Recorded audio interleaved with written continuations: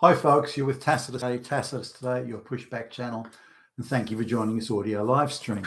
In this essay, I'd like to talk about the issue of mixed race marriages. I don't really have any fixed view on this, so I take a broad view here. People can fall in love. I mean, gee whiz, what's wrong with that?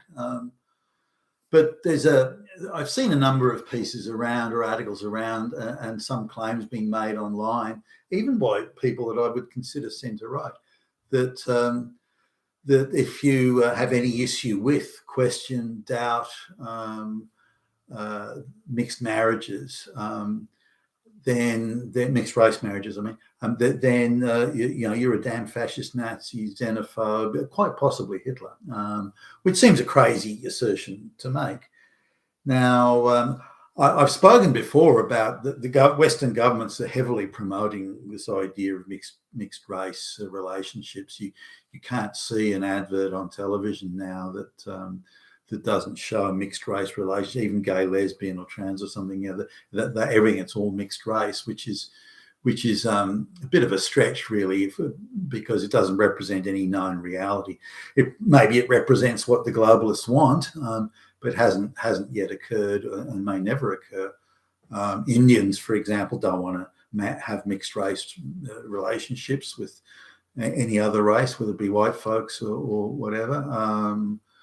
Same with the Islamic faith. They've got a very low marriage rate with people outside of their race and religion. So,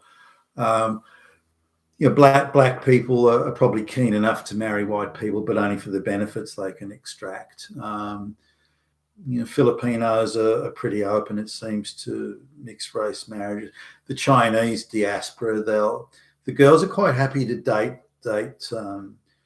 white guy, Western guys, as they call it, but when it comes to marriage, that's quite a different matter, and the family usually takes a dim view of it. So even that, some people we know, their son works around Asia, and he's sort of got a Japanese girlfriend, and she, they're betrothed, as I understand it, and her family, rather, her Japanese family, a very traditional old style. They're very much against it, not because they hate the guy or there's any sort of racism. They believe it'd be better for the girl in the long run if she marries a Japanese guy and lives a Japanese lifestyle. They're sort of, I think, looking out for her more than anything.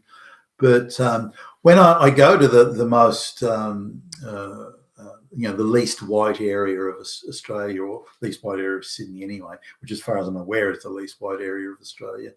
And I go into the shopping centre there on a Saturday and or a weekend, and I look around, 1-2% tops of mixed race. Now, some of it I can't pick quickly at a distance. It might be an Indonesian person with a Filipino, for example, or it might be a Mongolian with a Chinese. Those sort of things I can't, unless they're up close and I get a good look, I can't tell that. But so that they may be mixed race in that sense. Same as you say, well, mixed race could be if a Polish guy is going to marry a French girl or something. You would say that is, but that's not sort of super mixed race in the sense that both of them are white, both of them are Catholic, but and that sort of thing. Both of them sort of have, more or less similar type habits and lifestyles. Not the same, but similar, far more similar than you would get from a third world country. So somebody brought out the issue, well, in the 1960s, if someone had brought home if a white girl had brought home a black guy and said, well, this is my boyfriend and we're going to get married or something, that would have been probably a shock. But this was viewed as, well, the West was so racist back then, racist, Nazis everywhere, Nazis. Whereas today, people are far more relaxed about it, and therefore they were Nazi then, but they're not now, or they're racist then, they're not now. I don't buy any of that. I think that's nonsense. If you look at the way that there are a few movies, I think Sidney Poitier is one of them, but if you look at any depiction of in the movies or any sort of TV type show at the time, they would represent a working class white girl with poor manners and vulgar habits, and then she would bring home this immaculately well spoken, immaculately well groomed, absolutely immaculate manners, exquisite manners, black guy, and if those black guys even exist anywhere. Now that's not the reality of how it would be.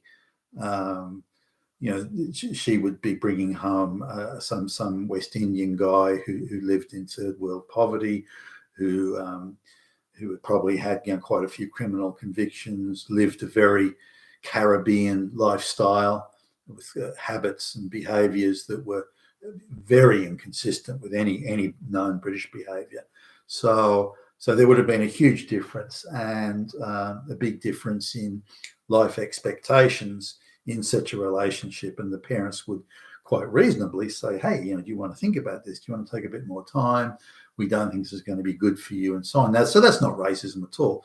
The parents would look at the behavioural differences between the black guy and his lifestyle, way of life, attitudes to life, general behaviours, job prospects, and they would say, hey, really, you need to think about this.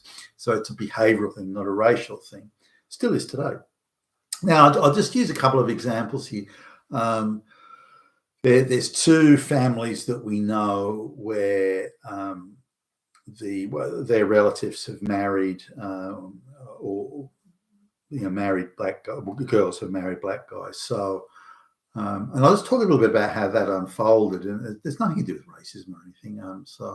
But the girls were brought up by a very leftist, sort of quite bohemian mother who went to college, but she's one of the early advanced sort of arts, peace studies type thing, the hippie movement and,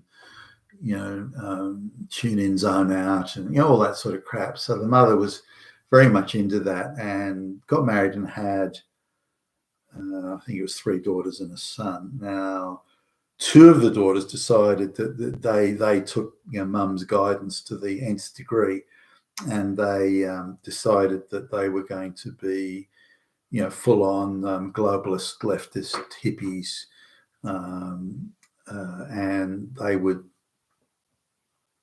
marry black guys. So when the mass migration thing sort of kicked off, they couldn't wait to run down to the wherever the black guys were and try and marry one of them. It was pretty sad. I remember hearing about it back in the time, thinking, I thought they'll just grow out of it because they're fairly young. I thought, they'll grow out of it. They're in their 20s. They're fresh out of college. They've been indoctrinated with all sorts of leftist views of, I want to prove I'm not a racist and this sort of thing. So they now one married a guy, I think is from some dirt poor basket case African, kind of like Sierra Leone and Liberia or something like that. So each 2 of them, both of them married a black guy. And now they didn't think it through. The mother sort of blessed the whole, isn't that wonderful? I was like, can you please marry a black lesbian just to make my day? So they each married this black guy. Now, these are black guys who've the NGOs have effectively picked them up from their villages and carried them into the West. So they haven't had to make the decision, take the risks, put the money on the, they haven't, these guys have never worked. They've got effectively no education. They've never worked. They've got not even the slightest concept of what a first world country was like. And they arrive in a first world country and do you mean people give me money for doing nothing? You mean all I have to do is say I'm black and a victim and they'll give me a house? You've got to be kidding.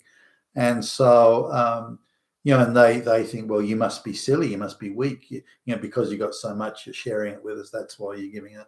So they become contemptuous and entitled of the West. But so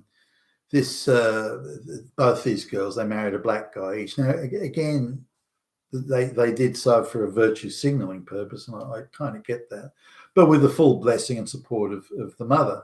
Now, the mother had since left the father and got the free house and the free, so she's really just an entitled, parasite as well. So the father disapproves, so they just cut off communications with the father and fuck you, Jack. So now they both live in government housing, and both the men don't work, and they don't bother getting out of bed until lunchtime, and they play loud music till the small hours of the morning, and get up. They've got no concern for the people around them, and they're just bums and parasites that refuse to work or do anything or contribute. Now, as far as they're concerned, the men, it's her job to go out to work, or it's the government's job to give them free money, and that's it. And so he hangs out with his African buddies all day, jabbering away in whatever their local tribal language is, and just hanging out in the streets and that sort of stuff. And there's a few sort of shopping areas where they've kind of taken over, and that's it. And both of them are the same. Both these black guys, because they're from pretty close areas in Africa, they're both really the same in behaviour. And the girls want to live a higher quality. They want a lifestyle that their father used to give them, the hardworking, prudent, frugal father. They want that lifestyle, and they just sort of can't seem to get it through their heads. Well, why can't I have it? Okay, so I married a black guy. What's wrong with that? Why can't I? So they go to their father to try and get money off him. This is the father they wouldn't talk to for years because he disapproved of them marrying the black guy. And then they go, and the one, their brother is also doing quite well for himself. So they go and try and get money off him, and they'll get themselves into debt. Or the black guy gets himself into debt, and they're got all sorts of problems with paying the debt.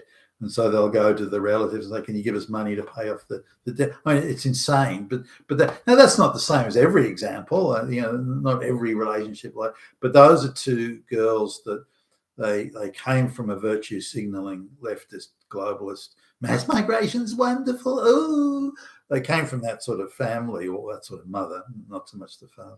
And they had an entitled or a very comfortable lifestyle delivered by the hardworking father. And as far as in their cognizance, money just somehow appeared, it just grew on trees. Well, why can't that keep on happening? And so they marry the black guys, and the black guys are again consistent with their cultural behaviour, have multiple partners, and some of those are black women and so on. So this is both these girls are leading tragic, miserable, self-destructive existences, all because they embraced this insane element of mixed race multiculturalism without thinking about it. Now, again, people fall in love and they can do that. I don't think that was the case here. I don't think they fell in love with these black guys. I think they were absolutely going over just turning themselves inside out to have a virtue signaling life, thinking that was going to be the ultimate in fulfillment. And of course, it was far from it. So when you're getting married or having relationships and that sort of thing, it's desirable and more likely to end up well if you marry people of shared values and shared beliefs. That doesn't mean it's impossible to have a worthwhile relationship outside of that, but on balance of probability, the greater likelihood is that you'll have a working relationship. Now, others say, well, look, white people with the same or similar, attitudes and behaviours and views, divorce rate's only 50%. So you can't say that works out. But that's I would couch that differently. That the divorce rates were actually very low until the Western government started pushing divorce as the desirable thing for women and guaranteeing women very generous payouts, guaranteeing them, child support and alimony and this sort of thing. So this was a huge inducement for women.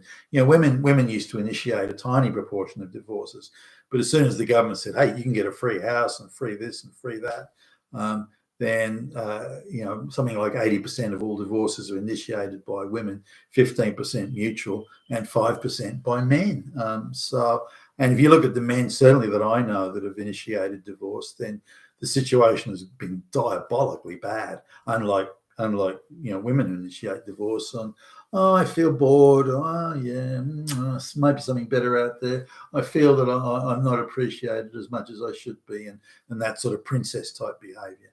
But coming back to the like over the years that I've sort of been dating. I remember dating a few even from other white cultures, and I found the difference sufficient that it required quite a bit of work, quite a bit of effort on my part if I was going to sort of if the dating was going to last more than one or two dates or something like that. I had to be conscious of that and make that extra effort. Whereas it was much less effort for the most part, much less effort. I remember there was this, there was this Swedish girl, and now Sweden's hardly it's wide, it's Catholic. I mean, there's a lot of similarities. And I remember we were at I think it's like the first day or second date or something. We were on the beach, and she just plunked down and she demanded that I go to the shop and get her. I want this and I want that. I want so and so. And if you don't get it for me, why should I see you again? So, and I'm paraphrasing, but it was about that. And so I said, no, I'm not getting it. She said, right, well, I'm sitting here until you do get it, and that's it. And don't think I'm going to see you again, Buster. And so I thought, oh, this is not really going to work. I said, nah. And so there are other. I mean, that's one example. I mean, there are other little behaviours like that. The strange sort of endless attempts at brinksmanship and this sort of thing. I thought, I wonder why she's doing that.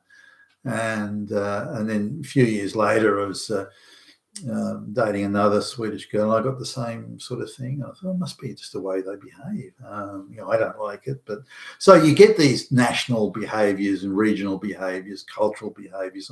So the difference isn't racism as I see it between when someone it's a black guy. I don't see it as that. I think it's a behavioural difference. That behaviour happens to come from a black guy, but it's the behaviour that's the first sort of identifier. That it comes from a black guy, that's another matter. I wondered, sort of dealing with black guys coming to Africa, why they shout so loudly when they're talking. They can't sort of be discreet, and the reason for that is it's cultural in parts of Africa, and South Africa is an example, where if you talk quietly amongst themselves, it's viewed that you're conspiring, you're up to no good, you're whispered conspiracies. So people tend to talk loudly so everyone else can hear them. And that's proof or evidence that you're not conspiring or you're not doing something underhanded. Now you may say, well, why are they shouting? I mean, how rude is that? And it's not that. They're doing that. The reason they shout is for that, and that's a cultural thing. And so behaviors and related to culture and so on are the big issue, and it is a big issue. And we see it with these two white girls marrying the black guys. All they're dealing with is the cultural behavior that they're used to. Now, you could argue, well, hold on, those black guys that come to a white country, they should change their behavior to fit into the white country. But that's no longer demanded or expected or even asked of black and brown people coming to the West. The idea of this multicultural thing is supposed to be some cause, misguided in my view, but some cause for celebration. But really allowing that culture to stay, that behaviour, going to bed 4 a.m, not waking up till midday, that sort of stuff. That isn't a helpful behaviour in a Western society. Maybe it was in Africa, and fine, that's good. But if we're going to bring these people to the West, and we'd say, well, you can come, but you need skills, you need to be able to speak the language, and you need to be able to integrate in society. Without that, we've got nothing. All we've got is this massive wave of destruction washing all across the Western world. You've been with Tacitus today, your Pushback channel. Thank you for listening.